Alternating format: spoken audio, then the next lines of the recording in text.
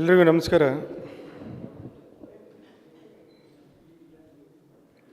ತತ್ವನಿಷ್ಠೆ ಗ್ರಾಮನಿಷ್ಠೆ ಪ್ರಶಸ್ತಿ ಉದ್ಘಾಟನಾ ಮತ್ತು ಸನ್ಮಾನ ಕಾರ್ಯಕ್ರಮದ ಉಪಸ್ಥಿತರು, ಸಿದ್ದಾರಪುರ TMSನ ಅಧ್ಯಕ್ಷರು, ಹಿರಿಯರಾಗಿರ್ತಕ್ಕಂಥ ಶ್ರೀಯುತ RM ಹೆಗಡೆ ಬಾಳೆಸರ್ ಅವರೇ, ಸ್ನೇಹಿತರಾಗಿರ್ತಕ್ಕಂಥ NV ಹೆಗಡೆ ಮುತ್ತಿಗೆ ಅವರೇ, ಸ್ಕೋಡ್ವೇಸ್ ಸಂಸ್ಥೆಯ ನಿರ್ದೇಶಕರಾಗಿರ್ತಕ್ಕಂಥ ಶ್ರೀಯುತ ವೆಂಕಟೇಶ್ ನಾಯ್ಕರವರೇ, ನಾಗರಾಜ್ ಮತ್ತಿಗಾರ ಅವರೇ, CN ಹೆಗಡೆ ಅವರೇ ಹಾಗೂ ವೇದಿಕೆ ಮೇಲಿರ್ತಕ್ಕಂಥ ಗಣಪತಿ ಭಟ್ ಮತ್ತು ಶ್ರೀಮತಿ ಮಮತಾ ಭಟ್ ಈಗಾಗಲೇ ಸನ್ಮಾನವನ್ನು ಸ್ವೀಕರಿಸಿ, ವೇದಿಕೆ ಮೇಲಿರ್ತಕ್ಕಂಥ ಎಲ್ಲ ಸ್ನೇಹಿತರೆ, ಇಲ್ಲಿ ಬಂದಿರತಕ್ಕಂಥ ಸೇರಿರ್ತಕ್ಕಂಥ ಸ್ನೇಹಿತರೆ, ಹಿರಿಯರೇ, ಈ ಕಾರ್ಯಕ್ರಮದಲ್ಲಿ ನಾನು ಸರಿಯಾದ ಸಮಯಕ್ಕೆ ಬರಬೇಕಿತ್ತು. ಹಲವಾರು ಕಾರ್ಯಕ್ರಮದ ಭಾಗಿಯಾಗಿರೋದ್ರಿಂದ ಸ್ವಲ್ಪ ತಡವಾಗಿ ಬಂದಿದ್ದೀನಿ, ಕ್ಷಮೆ ಇರಲಿ. ಬೆಳಗಿನಿಂದ ಈ ಕಾರ್ಯಕ್ರಮ ಪ್ರಾರಂಭ ಆಗಿ ಕೊನೆ ಹಂತದ ಕಾರ್ಯಕ್ರಮದಲ್ಲಿ ನಾವಿದ್ದೀವಿ. ಪ್ರಿಯ ವೀಕ್ಷಕರೇ, ಈ ವಿಡಿಯೋನ ನೋಡೋದಕ್ಕೂ ಮೊದಲು ನಮ್ಮ ಚಾನೆಲ್ ಅನ್ನ ಇನ್ನು ಸಬ್ಸ್ಕ್ರೈಬ್ ಮಾಡ್ಕೊಂಡಿಲ್ಲ ಆದರೆ ತಕ್ಷಣವೇ ಸಬ್ಸ್ಕ್ರೈಬ್ ಮಾಡ್ಕೊಳ್ಳಿ. ಹಾಗೆ ವಿಡಿಯೋ ಇಷ್ಟ ಆಗಿದ್ರೆ ಶೇರ್ ಮಾಡಿ. ಒಂದು ರೀತಿಯಲ್ಲಿ ಬೆಳಗಿನಿಂದ ರಾಮಾಯಣ ಕೇಳಿ ಬೆಳಗ್ಗೆ ರಾಮ್ ಸೀತೆಗೆ ಏನಾಗಬೇಕು ಅನ್ನೋಂಥ ವಿಚಾರ ನನ್ನ ಸ್ಥಿತಿ ಆಗಿಬಿಟ್ಟಿದೆ. ಈಗ ಬೆಳಗಿಂದ ತಾವು ಕಾರ್ಯಕ್ರಮವನ್ನು ಪ್ರಾರಂಭ ಮಾಡಿ ಅನೇಕ ನಿಮ್ಮ ತತ್ವನಿಷ್ಠೆಯ ದಯ ಉದ್ದೇಶಗಳನ್ನು ಸಾಕಷ್ಟು ಸ್ನೇಹಿತರು, ಉದ್ಘಾಟಕರು, ಅತಿಥಿಗಳು ಮಾತನಾಡಿರುವಂಥದ್ದನ್ನು ತಾವೆಲ್ಲರೂ ಕೂಡ ಕೇಳಿದಿರಿ. ನೀವು ಸಮಾಜ ಅಂದಾಗ ಸಹಜವಾಗಿ ಆ ಭಾಗದ ಅಭಿವೃದ್ಧಿಯನ್ನು ಕಾಣುವಂಥದ್ದು. ಅಭಿವೃದ್ಧಿ ಅನ್ನುವಂಥದ್ದು ನಿತ್ಯ ನೀರಲ್ಲ, ನಿತ್ಯ ಹರಿಯುವಂಥ ಅಭಿವೃದ್ಧಿಗಳು ನಗರ, ಪಟ್ಟಣ, ಗ್ರಾಮೀಣ ಅನ್ನುವಂಥ ತಾರತಮ್ಯ ಇಲ್ಲದೇ ಆ ಕಾರ್ಯಗಳು ಕಾಲಕ್ಕೆ ಆಗಲೇಬೇಕಾಗತ್ತೆ.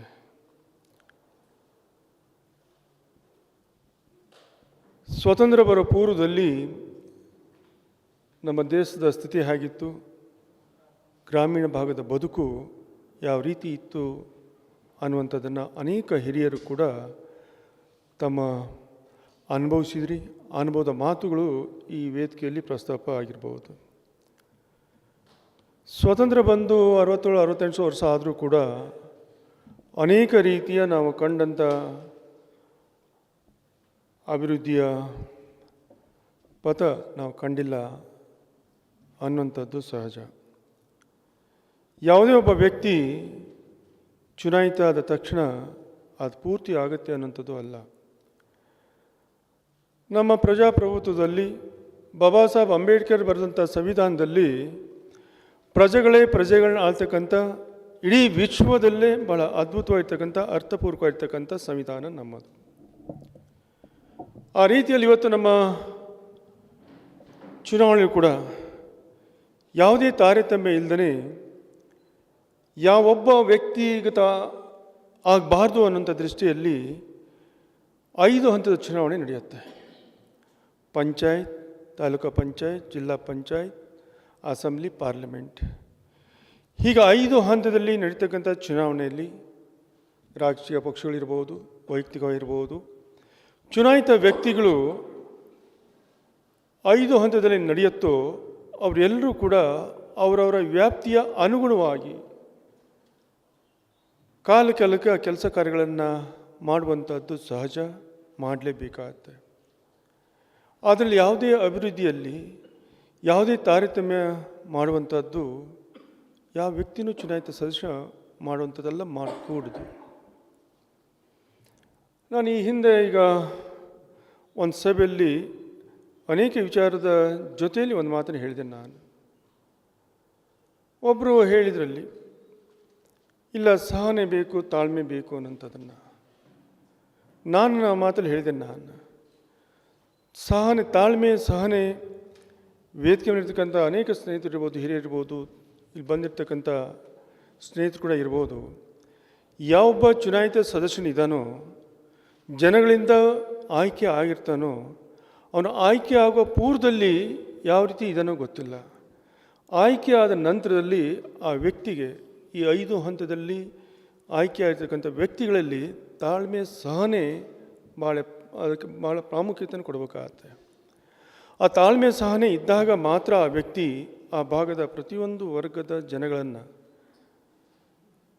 ಸಂಪರ್ಕ ಮತ್ತು ಅವರ ನೋವನ್ನು ಅರ್ಥೈಸ್ಕೊಳ್ಳೋಕ್ಕೆ ಸಾಧ್ಯ ಆಗತ್ತೆ. ಅಲ್ಲಿ ಯಾವುದೇ ಪಕ್ಷಭೇದ ಸಲ್ಲದಲ್ಲಿ ಕೂಡುದು, ಅದನ್ನು ತರಕೂಡುದಲ್ಲಿ. ಆ ರೀತಿಯಲ್ಲಿ ನಾನು ಕೂಡ ಈ ಕ್ಷೇತ್ರದ ಶಾಸಕನಾದ ನಂತರದಲ್ಲಿ ಮೊದಲನೇದಾಗಿ ನಾನು ಭಗವಂತನ ಆಶೀರ್ವಾದ, ಹಿರಿಯರ ಆಶೀರ್ವಾದ, ಸ್ನೇಹಿತರ ಸಹಕಾರದೊಂದಿಗೆ ಈ ಕ್ಷೇತ್ರದ ಶಾಸಕನಾದ ನಂತರದಲ್ಲಿ ಮೊದಲನೇದಾಗಿ ನಾನು ಆಯ್ಕೆಯನ್ನು ಮಾಡಿಕೊಂಡಿರುವಂಥದ್ದು ಮೊದಲು ಬಂದು ಭಗವಂತನ ಮನಸಾರೆ ಭಗವಂತನ ನಂಬಿಸಿ ವೇದಿಕೆ ಬಂದಿದ್ದು ನಾವು. ಅದೇ ರೀತಿ ನಾನು ಕೂಡ ಶಾಸಕ ಆದ ನಂತರದಲ್ಲಿ ಮೊದಲನೇ ಕಾಯಕ ನಂದು ಶಿಕ್ಷಣಕ್ಕೆ ಹೆಚ್ಚಿನ ಒತ್ತನ್ನು ಕೊಡಬೇಕು. ಶಿಕ್ಷಣಕ್ಕೆ ಪೂರಕವಾಗಿರ್ತಕ್ಕಂಥ ಮೂಲಭೂತವಾಗಿರ್ತಕ್ಕಂಥ ಸೌಕರ್ಯಗಳನ್ನು, ಕಟ್ಟಡವನ್ನು ಕೊಡಬೇಕು ಅನ್ನೋಂಥ ಉದ್ದೇಶದಿಂದ ನನ್ನ ಕ್ಷೇತ್ರದ ವ್ಯಾಪ್ತಿಯಲ್ಲಿರ್ತಕ್ಕಂಥ ಅನೇಕ ಶಾಲೆ, ಹೈಸ್ಕೂಲ್, ಕಾಲೇಜುಗಳಿಗೆ ಭೇಟಿ ಕೊಟ್ಟು ಆ ವ್ಯವಸ್ಥೆಯನ್ನು ಮಾಡಿರುವಂಥದ್ದು. ಯಾಕಂದರೆ ಇವತ್ತು ಸ್ವತಂತ್ರ ಬರುವ ಪೂರ್ವದಲ್ಲೇ ಇರ್ತಕ್ಕಂಥ ಶಾಲೆಗಳು ಇವತ್ತು ಮಣ್ಣಿನ ಗೋಡೆ ಇರುವಂಥದ್ದು. ಅವೆಲ್ಲವೂ ಕೂಡ ಬೀಳ್ತಾ ಇದ್ದಾವೆ. ಈಗ ಪಕಾಸಿ ರೀಪುಗಳು ಹೋಗ್ತಾ ಇದ್ದಾವೆ, ಈಗ ಹಂಚು ಬೀಳ್ತಾ ಇದ್ದಾವೆ. ಈಗ ಅಂಥವನ್ನೆಲ್ಲವನ್ನು ಕೂಡ ತಕ್ಷಣ ರಿಪೇರಿಯನ್ನು ಮಾಡಿ ಅದಕ್ಕೆ ಬೇಕಾಗಿರ್ತಕ್ಕಂಥ ಹಣವನ್ನು ಕೊಟ್ಟು ಅಲ್ಲಿಯ ಮಕ್ಕಳಿಗೆ, ಅಲ್ಲಿಯ ಶಿಕ್ಷಕರಿಗೆ ಶಿಕ್ಷಣ ಬೋಧನೆಗೆ ಯಾವುದೇ ತೊಂದರೆ ತೊಡಕು ಆಗಬಾರ್ದು ಅನ್ನೋಂಥ ವಿಚಾರದಲ್ಲಿ ಅದನ್ನು ನಾನು ಮೊದಲನೇದಾಗಿ ಕೈ ಎತ್ಕೊಂಡಿರುವಂಥದ್ದು. ನಾನು ಎಷ್ಟು ಶಾಲೆಗಳನ್ನ ವೀಕ್ಷಣೆಯನ್ನು ಮಾಡಿದನೋ ಅಥವಾ ಇನ್ನೂ ಇರ್ತಕ್ಕಂಥ ಶಾಲೆಗಳ ನಮ್ಮ ಸ್ನೇಹಿತರು, ಹಿರಿಯರು, ಯಾರ್ಯಾರು ನಮ್ಮ STMCಯ ಅಧ್ಯಕ್ಷರು ಯಾರು ನನ್ನ ಗಮನಕ್ಕೆ ತಂದಿದ್ದಾರೋ ಅವುಗಳಿಗೆ ಸರಿಯಾದ ರೀತಿಯಲ್ಲಿ ಸ್ಪಂದಿಸೋದರ ಮುಖಾಂತರ ಅದಕ್ಕೆ ಆರ್ಥಿಕ ಸಹಾಯವನ್ನು ಕೂಡ ಕೊಟ್ಟಿರುವಂಥದ್ದು. ನಂತರದಲ್ಲಿ ನಾನೊಬ್ಬ ಕೃಷಿಕ ಅನ್ನೋದನ್ನು ಭಾಳ ಹೆಮ್ಮೆಯಿಂದ ಹೇಳಕ್ಕೆ ಬಯಸ್ತೀನಿ. ನಾನು ಇವತ್ತು ತಮ್ಮೆಲ್ಲ ಶಾಸಕನಾಗಿದ್ದೀನಿ. ನಾನು ಶಾಸಕನಾಗುವ ಪೂರ್ವದಲ್ಲಿ ನಾನೊಬ್ಬ ಕೃಷಿಕ. ಕೃಷಿಕರ ನೋವನ್ನು, ಕೃಷಿಕರ ಬದುಕನ್ನು ನೋಡಿದವನಲ್ಲ ನಾನು, ಅದ್ರ ಜೊತೆಯಲ್ಲಿ ಬಂದಂಥವ್ನು, ನಾನು ಆಲಿಸಿದವನು, ಆ ಕೃಷಿಯ ಜನಗಳ ಜೊತೆಯಲ್ಲಿ ಬೆಳೆದು ಬಂದಂಥವ್ನು. ನಾನು ಕೃಷಿಯಲ್ಲಿ ಏನು ನೋವಿದೆ ಅನ್ನೋಂಥದ್ದನ್ನು ಭಾಳ ಕಷ್ಟಕರದಿಂದ ನೋಡಿದಂಥವ್ನು ನಾನು. ಹೀಗೆ ಈ ಭಾಗದ ಅಭಿವೃದ್ಧಿ ಇರ್ಬೋದು, ಕೃಷಿಕರು ಇರ್ಬೋದು, ಯಾರೇ ಆಗಿರಲಿ, ಅವರಿಗೆ ಗ್ರಾಮಗಳಾಗಿರ್ಬೋದು, ಆ ಭಾಗದ ಅಭಿವೃದ್ಧಿಯ ಚಿಂತನೆಯನ್ನು ಮಾಡ್ತಕ್ಕಂಥ ವ್ಯವಸ್ಥೆ ಪ್ರತಿಯೊಂದು ಹಂತದಲ್ಲಿ ಚುನಾಯಿತ ಆಗಿರ್ತಕ್ಕಂಥ ಸದಸ್ಯರು ಅದರ ಕಡೆ ಗಮನವನ್ನು ಕೊಡಬೇಕು ಅನ್ನುವಂಥ ವಿನಂತಿ ನನ್ನದಾಗಿದೆ. ಇವತ್ತು ನಮ್ಮ ಕೋಆಪರೇಟಿವ್ ಇದರಲ್ಲಿ ಸಾಕಷ್ಟು ಜನ ತಾವು ಕೆಲಸ ಮಾಡ್ತಾಯಿದ್ರಿ. ನೀವು ಇವತ್ತು ಆರ್ ಎಂ ಹೆಗ್ಡೆ ಅಂತ ಒಬ್ಬ ಧೀಮಂತ ಸಹಕಾರಿ, ತತ್ವ ಸಿದ್ಧಾಂತವನ್ನು ಮೈಗೂಡಿಸಿರ್ತಕ್ಕಂಥ ಅನೇಕ ಹಿರಿಯರು ಇದ್ದೀರಿ. ಉದಾಹರಣೆ ವೇದಿಕೆ ಮೇಲೆ ಇರ್ತಕ್ಕಂಥ ಭಾಳಷ್ಟು ಜನ ಕೂಡ ಇದ್ದೀರಿ. ಇವತ್ತು ಸಹಕಾರಿ ರಂಗದಲ್ಲಿ ಕೂಡ ಯಾವುದೇ ತಾರತಮ್ಯ ಇಲ್ಲದೇ ಆ ವ್ಯಾಪ್ತಿಯಲ್ಲಿರ್ತಕ್ಕಂಥ ಸದಸ್ಯರನ್ನ ಏನು ಹೇಳ್ತಾರಲ್ಲ, ಒಂದು ಕಣ್ಣಿಗೆ ಬೆಣ್ಣೆ ಒಂದು ಕಣ್ಣಿಗೆ ಸುಣ್ಣ, ಆ ರೀತಿ ತೋರಿಸ್ದೇ ಆ ಸಂಘದ ಸದಸ್ಯರನ್ನ ಏನೇ ಕಷ್ಟ ಇರಲಿ, ಎಂಥದಿರಲಿ, ಅವ್ರಿಗೆ ಆಗ್ತಕ್ಕಂಥ ಸಹಾಯವನ್ನು, ಆರ್ಥಿಕ ಶಕ್ತಿಯನ್ನು TMSಗಳಿರ್ಬೋದು, TSSಗಳಿರ್ಬೋದು, ಪ್ರೈಮರಿ ಸೊಸೈಟಿಗಳಿರ್ಬೋದು, ಇವೆಲ್ಲವೂ ಕೂಡ ಮಾಡ್ಕೊಂಡು ಬಂದಿರುವಂಥದ್ದು. ಹೀಗೆ ಈ ರೀತಿಯಲ್ಲಿ ನಮ್ಮ ಭತ್ತದ ಬೆಳೆ ಇರ್ಬೋದು, ಅಡಿಕೆ ಬೆಳೆಗಾರ ಇರ್ಬೋದು, ಬೇರೆ ಬೇರೆ ಬೆಳೆಯನ್ನು ಬೆಳೀತಕ್ಕಂಥ ರೈತರಿಗೆ ಒಂದು ಕಡೆ ನಮ್ಮ ಸಹಕಾರಿ ಸಂಘಗಳು ಶಕ್ತಿಯನ್ನು ಕೊಡುವಂಥದ್ದು ಒಂದು ಕಡೆ, ಇನ್ನೊಂದು ಕಡೆ ಅಭಿವೃದ್ಧಿಯ ನಿತ್ಯ ನೀರೆಲ್ಲ ಅಭಿವೃದ್ಧಿ ಆಗಲೇಬೇಕು ಅನ್ನೋಂಥದ್ದನ್ನು ನಾನು ಮತ್ತೊಮ್ಮೆ ಒತ್ತಿ ಹೇಳೋದು ಕೂಡ ಬಯಸ್ತೀನಿ. ನಾನು ತಮ್ಮೆಲ್ಲರ ಸಹಕಾರ ನಾನು 2.5 ವರ್ಷ ಶಾಸಕನಾಗಿ ಸಾಕಷ್ಟು ಕೆಲಸವನ್ನು ಕೂಡ ನಾನು ಮಾಡಿದ್ದೀನಿ. ನಾನು ಪತ್ರಿಕೆಯಲ್ಲಿ ನೋಡಿ ಸುಮ್ಮನೆ ಕಣ್ಣಾಡಿಸಿದೆ, ಸ್ವಲ್ಪ ನೋವಾಯಿತು. ನಾನು ಯಾವುದೇ ನನ್ನ ಕ್ಷೇತ್ರದಲ್ಲಿ ಜಾತಿ ಪಕ್ಷ ಭೇದ ಮರೆತು ನಾನು ಕೆಲಸವನ್ನು ಮಾಡ್ತಾ ಬಂದಂಥವ್ರು. ನಾನು ಅದು ಯಾವುದಕ್ಕೂ ಕೂಡ ನಾನು ಒತ್ತನ್ನು ಕೊಡ್ತಾ ಇಲ್ಲ. ನಾನು ಮುಂದೂ ಕೊಡೋದಿಲ್ಲ, ಹಿಂದೂ ಕೊಟ್ಟಿಲ್ಲ, ಮುಂದೂ ಕೊಡ್ತಕ್ಕಂಥ ವ್ಯಕ್ತಿ ನಾನಲ್ಲ. ನಾನು ನಮ್ಮ ಪ್ರಜಾಪ್ರಭುತ್ವದಲ್ಲಿ ಗುಪ್ತ ಮತದಾನ ಯಾಕೆ? ಅದು ಗುಪ್ತ ಮತದಾನದ ಅರ್ಥ ಏನು? ಆ ಗುಪ್ತ ಮತದಿಂದ ಆಯ್ಕೆ ಆಗ್ತಕ್ಕಂಥ ವ್ಯಕ್ತಿ ನನಗೆ ಆ ಪಾರ್ಟಿ ಈ ಪಾರ್ಟಿ ಆ ಊರು ನನಗೆ ಸಹಕಾರ ಕೊಟ್ಟಿಲ್ಲ, ಈ ಊರು ಮಾತ್ರ ಸಹಕಾರ ಕೊಟ್ಟದ್ದು ಮಾಡ್ತಾ ಹೋಗ್ಬಿಟ್ರೆ ಬಾಬಾ ಸಾಹೇಬ್ ಆ ಚುನಾವಣೆ ಓಟ್ ಹಾಕಂಥ ಸಂದರ್ಭದಲ್ಲಿ ಯಾರು ಹಾಕಿದ್ರು ಮಾಡಿರೋ ಅನ್ನೋದು ಯಾರಿಗೆ ಗೊತ್ತಿರುತ್ತೆ. ಆ ಕಾರಣದಿಂದ ಆ ಗುಪ್ತ ಮತದಾನ ಆಗಿರುತ್ತೆ. ಆ ಗುಪ್ತ ಮತದಾನದ ಆಯ್ಕೆಯಾದಂಥ ವ್ಯಕ್ತಿಗಳು ಅಷ್ಟೇ ಸ್ವಚ್ಛವಾಗಿ ಶುದ್ಧವಾಗಿ ಯಾವುದೇ ವ್ಯಕ್ತಿತ್ವ ಇರ್ತಕ್ಕಂಥ ಮನಸ್ಸಿನಲ್ಲಿ ಕಲ್ಮಸ ಇಲ್ಲದೇ ಆ ಕಾಯಕವನ್ನು ಮಾಡ್ತಕ್ಕಂಥ ಸದಸ್ಯಗಳನ್ನ ಆಗಬೇಕಾಗತ್ತೆ.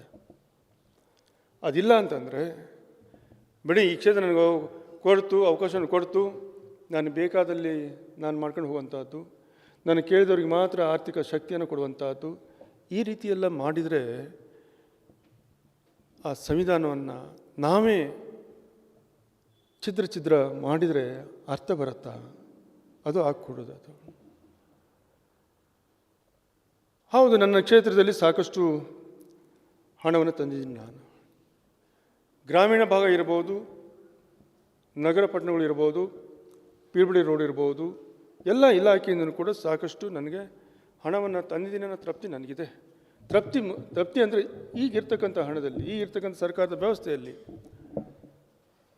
ಇವತ್ತೇನು ಸರ್ಕಾರ ಪಂಚ ಗ್ಯಾರಂಟಿಯ ಜೊತೆಯಲ್ಲಿ ಪ್ರತಿ ತಿಂಗಳ ಸುಮಾರು ಅವರು 5-6 ಸಾವಿರ ಕೋಟಿಯನ್ನು ಕೊಡೋದ್ರ ಜೊತೆಯಲ್ಲಿ ಇವತ್ತು ನಮಗೆ ಯಾವುದೇ ನಮ್ಮ ಸರ್ಕಾರದಿಂದ ಅನುದಾನ ಕೊರತೆ ಆಗಿದೆ ಅಂತ ನಾನು ಹೇಳ್ತಾ ಇಲ್ಲ.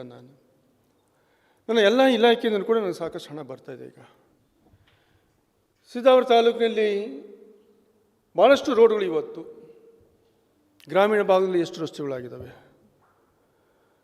ಶಿರ್ಸಿಯ ಪೂರ್ವ ಭಾಗದಲ್ಲಿ ಸ್ವತಂತ್ರ ಬಂದ ನಂತರದಲ್ಲಿ ಎಷ್ಟು ರಸ್ತೆಗಳು ಕಡೀಕರಣವನ್ನು ಕಂಡಿದೆ. ಹೌದು, ಇವತ್ತು ನಮ್ಮ ಅತಿಕ್ರಮಣ ಇದೆ. ಒಂದು ಕಡೆ ಅತಿಕ್ರಮಣವನ್ನು ಸಕ್ರಮ ಮಾಡಬೇಕು ಅಂತ ಹೇಳಿ ಹಿಂದಿನ ಕಾಂಗ್ರೆಸ್ ಸರ್ಕಾರ, ಮನಮೋಹನ್ ಸಿಂಗ್ ಸರ್ಕಾರ ಗ್ರಾಮ ಅರಣ್ಯ ಸಮಿತಿಯನ್ನು ಮಾಡೋದ್ರ ಮುಖಾಂತರ ಯಾರು ಅತಿಕ್ರಮಣ ಮಾಡ್ಕೊಂಡಿದ್ದಾರೋ ಅವರಿಗೆ GPS ಮಾಡೋದ್ರ ಮುಖಾಂತರ 3 ಎಕರೆವರೆಗೂ ಅವರಿಗೆ ಬದುಕಿಗಾಗಿ, ಜೀವನಕ್ಕಾಗಿ ಭೂಮಿಯನ್ನು ಮಾಡಿ ಅತಿಕ್ರಮಣ ಮಾಡಿದಾರೋ ಅವರಿಗೆ ಸಕ್ರಮ ಮಾಡಬೇಕು ಅನ್ನೋ ಉದ್ದೇಶದಿಂದ ಇಡೀ ದೇಶದಲ್ಲಿ ಮನಮೋಹನ್ ಸಿಂಗ್ ಅವರು ಆ ಕಾನೂನನ್ನು ಜಾರಿಗೆ ತಂದರು.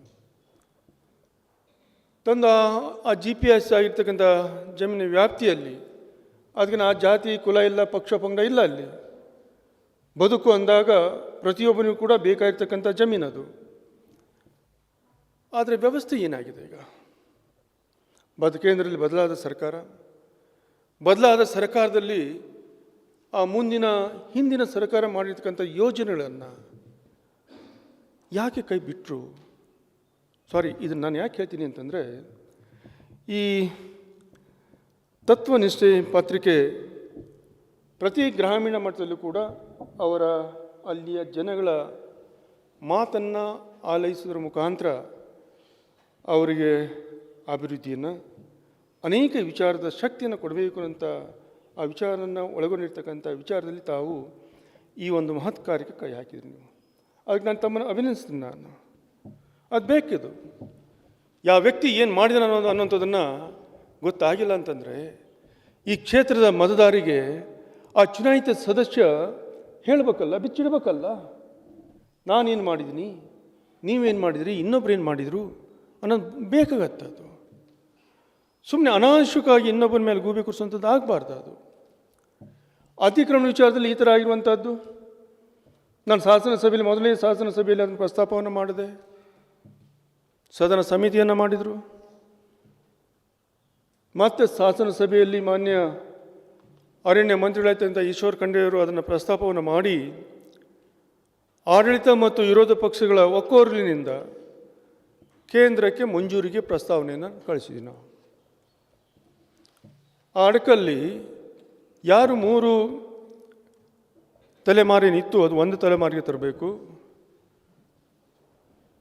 ಯಾವ 3 ಎಕರೆವರೆಗೂ GPS ಮಾಡಿದರೋ ಅದನ್ನು ಸಕ್ರಮ ಮಾಡಬೇಕು ಅನ್ನುವಂಥದ್ದನ್ನು ಕೇಂದ್ರ ಸರ್ಕಾರಕ್ಕೆ ನಾವು ಕಳಿಸಿದ್ದೀವಿ. ನಾವು ಅರಣ್ಯ ಇಲಾಖೆ ಯಾರು ವ್ಯಾಪ್ತಿ ಇದೆ ಅನ್ನೋದು ಗೊತ್ತಿಲ್ಲ. ಕೇಂದ್ರ ಸರ್ಕಾರದ್ದು, ರಾಜ್ಯ ಸರ್ಕಾರದ್ದು. ಅದು ಗೊತ್ತಿಲ್ಲದೇ ಅನೇಕ ಜನ ಶಾಸಕರು ಮಾಡಿಲ್ಲ, ಶಾಸಕರಿಗೆ ಧಿಕ್ಕಾರ. ಮೊನ್ನೆ ಕೆಲವು ಸಿದ್ದಾಪುರದಲ್ಲಿ ಇದನ್ನು ಮಾಡಿದ್ದು ನಾನು ನೋಡಿದೆ. ನಾನು ರಾತ್ರಿ ಬಂದೆ. ಅದು ಬೆಳಗಾವಿನಿಂದ ಅಧಿವೇಶನ ಮುಗಿಸ್ಕೊಂಡು ಬಂದೆ. ಅನೇಕ ಸ್ನೇಹಿತರು ಸಿದ್ದಾಪುರದಲ್ಲಿ ಅತಿಕ್ರಮಣ ವಿರುದ್ಧ ಒಟ್ಟು ಅರಣ್ಯ ಎದುರಿಗೆ ಹೋರಾಡಿದರು. ಹೋರಾಟಗಾರರಿಗೆ ನಾನು ಒಂದು ವಿನಂತಿ ಹೇಳ್ತೀನಿ, ಈ ವೇದಿಕೆ ಮುಖಾಂತರ ಒಂದು ವಿನಂತಿನ ಮಾಡ್ಕೊಳ್ತೀನಿ. ನಾನು ಅರಣ್ಯ ಅತಿಕ್ರಮಣದಾರರ ಹೋರಾಟ ತಾವೇನು ಮಾಡಿದ್ರಿ, ಯಾರ ವಿರುದ್ಧ ಮಾಡಿದ್ರಿ, ಯಾರ ವಿಚಾರವನ್ನು ಪ್ರಸ್ತಾಪ ಮಾಡಿದ್ರಿ, ಯಾವ ಸರ್ಕಾರದ ಅಧೀನಲ್ಲಿ ಇದೆಯೋ ಅನ್ನೋದನ್ನು ಮೊದಲು ತಿಳ್ಕೊಂಡು ನೀವು ಹೋರಾಟ ಮಾಡಿದ್ರೆ ಒಳ್ಳೆಯದು ಅನ್ನೋಂಥದ್ದು ನನ್ನ ಅನಿಸಿಕೆ. ಅದು ಒಂದು ಕಡೆ. ಇನ್ನೊಂದು ಕಡೆ ನಾವೆಲ್ಲ ಅಡಿಕೆ ಬೆಳೆಗಾರಿದ್ದೀವಿ. ನಾವು ಬೆಟ್ಟ ಲ್ಯಾಂಡ್ ನಿನ್ನೆ ಮನೆಯಿಂದ ಬಂದಿರುವಂಥದ್ದಲ್ಲ. ಬ್ರಿಟಿಷ್ ಗೌರ್ಮೆಂಟ್ ಇರೋದ್ರಿಂದ ಪೂರ್ವದಿಂದ ಬಂದಿರತಕ್ಕಂಥ ಬೆಟ್ಟ, ಅಡಿಕೆ ಬೆಳೆಗಾರರಿಗೆ ಬೆಟ್ಟವನ್ನು ಕೊಟ್ಟಿರುವಂಥದ್ದು. ಬಾಗಾಯತರೆಲ್ಲರೂ ಕೂಡ ನಾವು ಆ ಬೆಟ್ಟವನ್ನು ಬಳಕೆಯನ್ನು ಮಾಡ್ಕೊತ ಇದ್ದೀವಿ. ನಾವು ದರ್ಕಲು, ಸೊಪ್ಪು, ಕಟ್ಟಿಗೆ, ಮಣ್ಣು, ಫಾರ್ಮ್ ಹೌಸನ್ನು ಮಾಡ್ಕೊಳ್ಳೋದ್ರ ಮುಖಾಂತರ ಅದರಲ್ಲಿ ನಾವು ಉಪಬೆಳೆಯನ್ನು ಮಾಡ್ಕೊಳ್ಳೋದ್ರ ಮುಖಾಂತರ ನಮ್ಮ ಜೀವನಕ್ಕೆ ಸ್ವಲ್ಪ ಆರ್ಥಿಕ ಶಕ್ತಿಯನ್ನು ಕೂಡ ಮಾಡ್ಕೊಂಡು ಬಂದಿರುವಂಥ ಈ ಸಂದರ್ಭದಲ್ಲಿ ಬೆಟ್ಟ ನಮ್ಮ ಕೈ ಬಿಟ್ಟು ಹೋಗಿದೆ. ಈಗ ಇಲ್ಲಿ ಖರಾಬಿ ಬಂದಿದೆ. ಈಗ 2012ರಲ್ಲಿ ಅದು ಬಂದಿದೆಯಲ್ಲ, 2012ರಲ್ಲಿ ಬಂದಿರುವಂಥದ್ದನ್ನು ಈಗ ನಾವು ಎಚ್ಚರ ಆಗ್ತಿದೆ ನಮಗೆ ಇವತ್ತು. ಇಲ್ಲ, ಬೆಟ್ಟ ನಮ್ಮ ಕೈ ತೆಪ್ಪಿ ಹೋಗಿದೆ, ಇದು ಖರಾಬಿ ಬಂದ್ಬಿಟ್ಟಿದೆ. ಈಗ ಅರಣ್ಯ ಇಲಾಖೆಯವರು ನಮ್ಗೆ ಅದಕ್ಕೆ ಕಾಲಿಡಕ್ಕೂ ಕೊಡ್ತಾ ಇಲ್ಲ. ಈಗ ಸೊಪ್ಪು ಕುಡಿಯೋದು ಕಷ್ಟ ಆಗುತ್ತೆ, ಮಣ್ಣಂತೂ ಮುಟ್ಟ ಕೊಡ್ತಾ ಇಲ್ಲ. ಈ ರೀತಿಯ ನಾವು ಕೊಟ್ಟಂಥ ಅವಕಾಶಗಳನ್ನು ಸರಿಯಾದ ರೀತಿಯಲ್ಲಿ ನಾವು ಅರ್ಥೈಸ್ಕೊಂಡಿಲ್ಲ ಅಂದರೆ, ಮಾಡಿಲ್ಲ ಅಂತಂದರೆ ಅದು ಚುನಾಯಿತ ಸದಸ್ಯರು ಒಂದಿನ ಅಥವಾ ಭಾಗದ ಎಲ್ಲರೂ ಕೂಡ ಪಾಲ್ದಾರರು ಅನ್ನೋದು ಸ್ವಲ್ಪ ಅರ್ಥ ಮಾಡ್ಕೊಳ್ಬೇಕಲ್ಲ. ಹೀಗೆ ಅನೇಕ ವಿಚಾರದಲ್ಲಿ ನಾವು ಅರ್ಥೈಸ್ಕೊಳ್ಬೇಕಾಗತ್ತೆ. ನಾನು ಇನ್ನೊಂದು ಕಡೆಯಿಂದ ಖುಷಿ ಆಗತ್ತೆ, ಕುಮಟಾದಿಂದ ಹಾವೇರಿವರೆಗೆ ನಮ್ಮ ಹಿಂದಿನ ಸಂಸದರಾಗಿರ್ತಕ್ಕಂಥ ಅನಂತ್ ಕುಮಾರ್ ಹೆಗಡೆ ಅವರು ರಾಷ್ಟ್ರೀಯ ಹೆದ್ದಾರಿನ ತಂದರು. ಸಾಗರಮಾಲಾ ಯೋಜನೆಯಲ್ಲಿ ಹೆಗಡೆ ತಂದರು. ಪ್ರಾರಂಭ ಆಗಿದೆ ಈಗ. ಅದು ಸಿರ್ಸಿಯಿಂದ ಕುಮಟಾವರೆಗೂ ಸುಮಾರು 80-90% ಮುಗಿದಿದೆ. ಅದು ಇನ್ನು ಈ ಕಡೆ ಹೋಗಬೇಕಾಗಿದೆ. ಸಹಜವಾಗಿ ಮಳೆ ಬಂದಾಗ ಎಂಥ ರೋಡ್ ಆದರೂ ಕೂಡ ಅದರ ಅವ್ಯವಸ್ಥೆನ ನಾವು ನೋಡ್ತೀವಿ. ನಾವು ಒಬ್ಬರು ನನಗೆ ವಾಟ್ಸಪ್ಪಲ್ಲಿ ಹಾಕಿದರು, ಅದ್ರ ಮೇಲೆ ಮಲಗಿದ್ರು, ಗುಂಡಿ ಹಾಕಿ ವಾಟ್ಸಪ್ಪಲ್ಲಿ ಬಿಟ್ಟರು ಶಾಸಕರು. ಆದರೆ ಇನ್ನೊಂದು ಬಿರುದು ಕೊಟ್ಟರು ನನಗೆ, ಸೂಪರ್ವೈಸರ್ ಶಾಸಕರು ಅಂತ ಹೇಳಿ. ನಾನು ಫ್ರೀಯಾಗಿ ಮಾತಾಡಿದ್ದೀನಿ. ಸೂಪರ್ವೈಸ್ ಶಾಸಕರು ಅಂತ ವಾಟ್ಸಪ್ಪಲ್ಲಿ ಬಿಟ್ಟರು. ನಾನು ಭಾಳ ಖುಷಿ. ಹೌದು, ನಾನು ಶಾಸಕ ಹೌದು, ಸೂಪರ್ವೈಸರ್ ಹೌದು ನಾನು. ಆದರೆ ಅದನ್ನು ಉಲ್ಲೇಖ ಮಾಡುವಾಗ, ಆ ಚಿತ್ರವನ್ನು ಹಾಕುವಾಗ ಯಾವ ರೋಡನು ಅಂತ ತಿಳ್ಕೊಳ್ಳೋಷ್ಟು ಪರಿಜ್ಞಾನವೂ ಇಲ್ಲ ಅಂತಂದರೆ ನಾವೇನು ಹೇಳೋಕ್ಕಾಗತ್ತೆ. ನಾನು ಸ್ವಲ್ಪ ನೋವು ಮಾಡ್ಕೊಂಡಿಲ್ಲ ನಾನು ಅದನ್ನು. ಅಂದರೆ ನಮ್ಮ ಜನ ಶಿಕ್ಷಣದಲ್ಲಿ ಇನ್ನೂ ಎಷ್ಟು ಹಿಂದಿದ್ದಾರೆ ಅನ್ನುವಂಥದ್ದನ್ನು ಅದು ಹೇಳಕ್ಕೆ ಬಯಸ್ತೀನಿ ನಾನು. ಅದೇ ಇವತ್ತು ಸಾಕಷ್ಟು ವಿಷಯ ನಾನು 2 ಸಭೆಯಲ್ಲಿ ಹೇಳಿದೆ. ನಾನು ಬೆಳಗ್ಗೆ ಅಂಗನವಾಡಿ ಉದ್ಘಾಟನೆ ಮಾಡಿದೆ. ಮಾರಿಗುಡಿ PU ಕಾಲೇಜಿನ ವಾರ್ಷಿಕ ಸಮ್ಮೇಳನದಲ್ಲಿ ಭಾಗಿಯಾಗಿ ಸಿರ್ಸಿ ಮಾರಿಕಾಂಬಾ ಹೈಸ್ಕೂಲಿನ ವಾರ್ಷಿಕ ಸಮ್ಮೇಳನದಲ್ಲಿ ನಾನು ಭಾಗಿಯಾಗಿ ಬಂದೆ. ನಾನು ಅಲ್ಲೂ ಕೂಡ ನಾನು ವಿಚಾರನ ಹಂಚ್ಕೊಂಡೆ. ನಾನು ಯಾಕೆ ಹಂಚ್ಕೊಂಡೆ ಅಂತಂದರೆ, ಮುಂದೆ ಕಲಿತಕ್ಕಂಥ ಮಕ್ಕಳು, PUವನ್ನು ಓದಿ ಮುಂದೆ ಉನ್ನತ ಶಿಕ್ಷಣ ಹೋಗ್ತಕ್ಕಂಥ ಮಕ್ಕಳು ಬರೀ ಪಠ್ಯ ಪುಸ್ತಕದಲ್ಲಿ ಇದ್ದದ್ದು ಮಾತ್ರ ಲೆಕ್ಚರ್ಸ್, ಪ್ರಿನ್ಸಿಪಾಲ್ ಏನು ಬೋಧನೆ ಮಾಡ್ತಾರೋ ಅದನ್ನಷ್ಟೇ ಕಲಿತು ಮುಂದೆ ಹೋಗುವಂಥದ್ದಲ್ಲ. ಪಠ್ಯೇತರ ಹೊರತಾಗಿರ್ತಕ್ಕಂಥ ವಿಚಾರಗಳು ನಮ್ಮ ಮಕ್ಕಳಿಗೆ ಬೇಕಾಗತ್ತೆ, ನಮ್ಮ ಸಂಸ್ಕಾರ ಬೇಕಾಗತ್ತೆ, ನಮ್ಮ ಕೃಷಿ ಪದ್ಧತಿಗಳು ಬೇಕಾಗತ್ತೆ. ಹೌದು, ಇವತ್ತು ಮಳೆ ಆಯಿತು, ಎಂದೂ ಕಾಣದಷ್ಟು ಮಳೆ ಆಯಿತು. ವರ್ಷ ನಿರಂತರವಾಗಿ ಸುಮಾರು 5.5-6 ತಿಂಗಳು ಮಳೆ ಆಯಿತು. ನಿರಂತರವಾಗಿ 5-6 ತಿಂಗಳು ಮಳೆಗಳು ಆದಾಗ ಇಲ್ಲಿಯ ರೈತನ ಸ್ಥಿತಿ, ಅಡಿಕೆ ಬೆಳೆಗಾರರ ಸ್ಥಿತಿ ಏನಾಗಿರ್ಬೋದು ಹೇಳಿ? ಆ ಭಾಗದ ರಸ್ತೆಗಳ ಸ್ಥಿತಿ ಏನಾಗಿರ್ಬೋದು? ಈ ರೀತಿಯಲ್ಲಿ ಯೋಚನೆ ಮಾಡಬೇಕಾಗತ್ತೆ, ಅರ್ಥ ಮಾಡ್ಕೊಳ್ಬೇಕಾಗತ್ತೆ. ಆ ನಂತರದಲ್ಲಿ ಆ ವಿಡಿಯೋನ ಕ್ಲಿಪ್ಪನ್ನು ಹಾಕಬೇಕಾಗತ್ತೆ. ಒಂದು ಕಡೆ ಹಾಕಿದ್ರಲ್ಲಿ ಗುಂಡಿ, ಅದು ಒಂದು ಬಕೆಟ್ ಬಾಕ್ಸ್ ಇಟ್ಟಿದ್ರಲ್ಲಿ ನಿಮ್ಮ ಕ್ಷೇತ್ರದ ಸೂಪರ್ವೈಸರ್ ಅಲ್ಲಿ ಮೀನನ್ನು ತುಂಬಿ ಅದಕ್ಕೆ ಹಾಕುವಂಥದ್ದು. ಅಂದರೆ ಎಷ್ಟು ವಿದ್ಯೆ ಹೆಚ್ಚಾಗಿದೆಯೋ ಅದು ಈ ಶಿಕ್ಷಣ ಹೊಂದಿಲ್ವೋ? ಆರಂಭ ಹೇಳ್ರಿ. ಒಮ್ಮೆ ಶಿಕ್ಷಣ ಹೆಚ್ಚಾಗಿ ಅತಿರೇಕಾಗಿ ಆ ಥರ ಮಾಡ್ಬೋದು ಒಂದು, ಇಲ್ಲ ಏನು ನಾನು ಕತ್ತಿಲ್ಲ, ನಾನು ಹೆಬ್ಬಟ್ಟು ಅಂತವನ್ನು ಮಾಡಬೇಕು. ನಾವು ಹೇಳ್ತೀವಿ ಹೊರಗಡೆ ಹೋದಾಗೆಲ್ಲ ಭಾಳ ಹೆಮ್ಮೆಯಿಂದ ಹೇಳ್ಕೊಂತೀವಿ ನಾವು. ನಮ್ಮ ಜಿಲ್ಲೆ ಆದರೂ ಸೃಷ್ಟಿ ಸಿದ್ದಾಪುರ ಯಲ್ಲಾಪುರ ಭಾಳ ಸುಸಂಸ್ಕೃತಿ ಇರ್ತಕ್ಕಂಥ ಸಮೂಹ ಇದು. ಆ ಸಮೂಹದಲ್ಲಿ ಅಲ್ಲಿರ್ತಕ್ಕಂಥ ಎಲ್ಲ ವರ್ಗದ ಜನಗಳು ಕೂಡ ಆ ಕಲ್ಚರ್ಗೆ ಬಂದಿದೆ ಅನ್ನೋಂಥದ್ದನ್ನು ಭಾಳ ಹೆಮ್ಮೆಯಿಂದ ಹೇಳಕ್ಕೆ ಬಯಸ್ತೀನಿ ನಾನು. ನೋಡಿ ಇತಿಹಾಸ ನೋಡಿ, ಹಿಂದಿನ ಇತಿಹಾಸ ಹೇಗಿತ್ತು, ಈ 2-3 ವರ್ಷದ ಇತಿಹಾಸ ಶಿಕ್ಷಣದಲ್ಲಿ SSL ಯಾವ ಪ್ರಗತಿಯನ್ನು ಕಂಡಿದೆ ಅನ್ನುವಂಥದ್ದನ್ನು. ಬರೀ ಚುನಾಯಿತ ಸದಸ್ಯ ಆದ ನಂತರ, ಶಾಸಕರಾದ ನಂತರ ಬರೀ ರಸ್ತೆ ಮಾಡೋಕ್ಕೆ ಚರಂಡಿ ಮಾಡೋದಕ್ಕೆ ಒಂದೇ ಅಂತಲ್ಲ, ಆ ಮಕ್ಕಳಿಗೆ ಶಿಕ್ಷಣ ಸಂಸ್ಕಾರಕ್ಕೆ ಬೇಕಾಗಿರ್ತಕ್ಕಂಥ ವ್ಯವಸ್ಥೆಯನ್ನು ಕೊಡಬೇಕಾಗತ್ತೆ. ಅಲ್ಲಿ ಹೌದು, ಸರ್ಕಾರ ಇವತ್ತು ಎಲ್ಲ ರೀತಿಯ ವ್ಯವಸ್ಥೆಯನ್ನು ಮಾಡಿದೆ. ಇವತ್ತು ಕೋಟ್ಯಾಂತರ ಹಣ ಇವತ್ತು ಶಿಕ್ಷಣ ಕೊಟ್ಟಿದೆ. ಇವತ್ತು ಚಪ್ಪಲಿಂದ ಹಿಡಿದು, ಪುಸ್ತಕದಿಂದ, ಬಟ್ಟೆಯಿಂದ ಹಿಡಿದು, ಪೌಷ್ಟಿಕ ಆಹಾರದಿಂದ ಹಿಡಿದು ಇಷ್ಟೆಲ್ಲ ವ್ಯವಸ್ಥೆಯನ್ನು ಕೊಟ್ಟಾಗ ಶಿಕ್ಷಣದಲ್ಲಿ ಯಾವುದೇ ಮಕ್ಕಳಿಗೆ ಬಡವ ಬಲ್ಲಿಗಂತ ತಾರತಮ್ಯ ಇರಬಾರ್ದು ಅಂತ ಹೇಳಿ ಈ ನೀತಿಯನ್ನು ತಂದು ಕೊಟ್ಟಾಗ ಆ ಶಿಕ್ಷಣ ಓದುವಾಗ ನಮ್ಮ ಮಕ್ಕಳು ಈ ಥರ ವಾಟ್ಸಪ್ಪು ಮತ್ತೊಂದು ಮಾಡಿದರೆ ನಗಬೇಕು ಅಳ್ಬೇಕು ಗೊತ್ತಿಲ್ಲ.